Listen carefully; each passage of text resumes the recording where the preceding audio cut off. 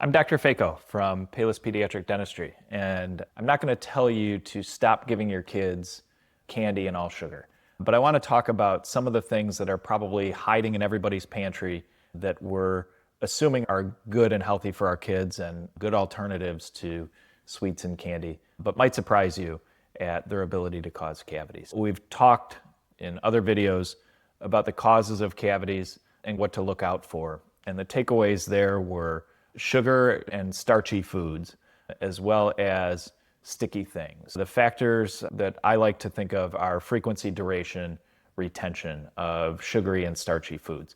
And boy, the combination of sugary or starchy plus sticky really is challenging for our teeth. Thinking about some things that might be hiding in plain sight would be any and all of the dried fruits. The data on raisins is actually pretty interesting. It's a little bit mixed. So there's some data that shows that raisins might cause cavities. There's others that show maybe not. But interestingly, when you look at a lot of the other dried fruit, we know that it sticks in all the little cracks and grooves of our teeth for long periods of time. It's full of sugar and leads to cavities. If you look at the ingredients on these dried fruits, a lot of times the second ingredient is sugar. The other way I like to think about it, raisins, buy raisins that don't have added sugar. How could they be bad for my kids' teeth? Let's compare them to grapes. And I've always thought of this, and I've never had a great way to visualize it, but I know it happens. If I counted how many raisins I'm eating in a handful and compare that to the same number of grapes, I don't think I could eat as many grapes as I can raisins, just because they have more volume, more bulk, with water in them. And when I'm eating the grapes, it's not getting stuck everywhere. I'm swallowing and we're moving on. But the contrast with raisins, where you're able to eat a lot larger volume because they're dehydrated, they have no water content, on top of the fact that they get stuck everywhere, really makes them challenging for our teeth when it comes to cavities. Granola bars, full of sugar, of course marketed as healthy because then we buy more of them, and nice and sticky to hold all the ingredients together. You buy a granola bar, it looks like a healthy thing, we think we're doing the right thing, and our kids end up with cavities. One of my favorites, Goldfish crackers. In the little bowl that, now they have these funny bowls that you can access it with your hands, but if it tips over, it doesn't spill. So you fill up the bowl, you put the silly lid on it, and you send your kids off to play, and they have a handful of Goldfish crackers, they get stuck everywhere in their teeth, and they go and play for a little bit, and they come back 5 minutes later and have another handful of Goldfish crackers and pack them into all those nooks and crannies in their teeth. And this goes on for long periods of time, and that long duration is really challenging for our teeth and for our mouths to handle. Fruit pouches, another one of my favorites. You look at the front of the pouch, and it has everything that makes you feel good as a parent. This pouch has 7 apples in it.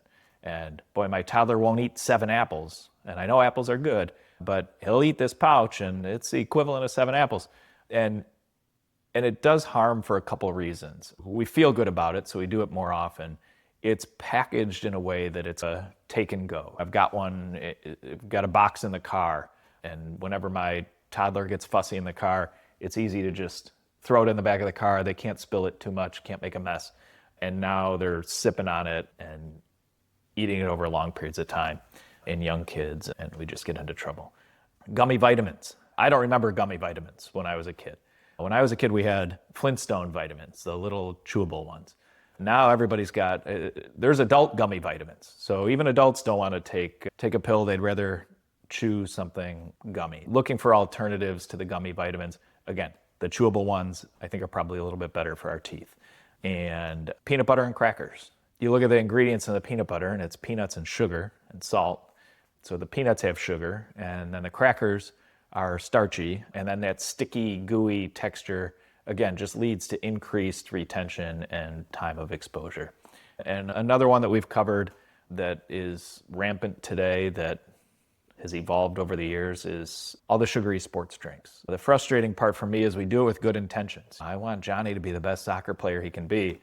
And if he drinks this sugary sports drink that all the professionals drink while he's playing, he's going to run faster and score more goals and be recruited to a Division I college and not have to pay for tuition.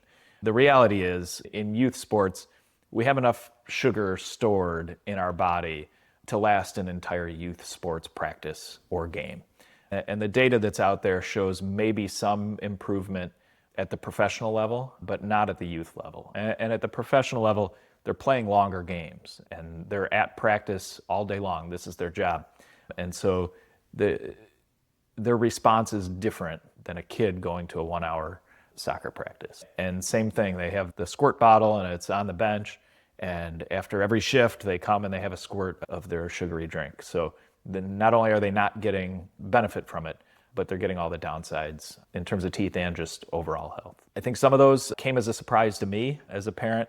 There are things that we just try not to keep in the house anymore, giving our kids kind of good alternatives. We minimize the amount of fighting and those types of challenges at the house. If we're thinking about alternatives, it's easier to tell them what they can eat rather than what they can't eat. So to me, we just stop buying a lot of the things on the naughty list and start buying the things on the nice list and healthier snacks, things that they can be eating. Cheese, there's actually some evidence that cheese may have a protective benefit for our teeth. Whole fruits, again, I used my silly example of grapes versus raisins, but the fruit has fiber in it and it clears from your mouth quicker than the dried, sticky stuff. So whole fruit, I think, is a great snack. Nuts are a good snack that also makes us feel full. Focusing on water in between meals. So rather than all the sugary drinks, the Starbucks and the Gatorade, trying to stick to water. And then lastly, when they do eat some of these things, because we only have so much control in life, trying to drink some water afterward just to flush everything out. If it's really sticky, if they brush their teeth after, great. If not, even just drinking some water to at least get as much out of their mouth as quickly as possible is a great takeaway. With my own kids, it's hard to be zero tolerance and say that you can't have any of these things. And the older they get, they're out of the house more and more. But I think teaching them ways to adapt and recognize and just having the knowledge of things that are adding value to their life and to their health versus things that are creating risk over long periods of time kind of helps steer them in the right direction. I hope that that's helpful information for you, and thanks for watching.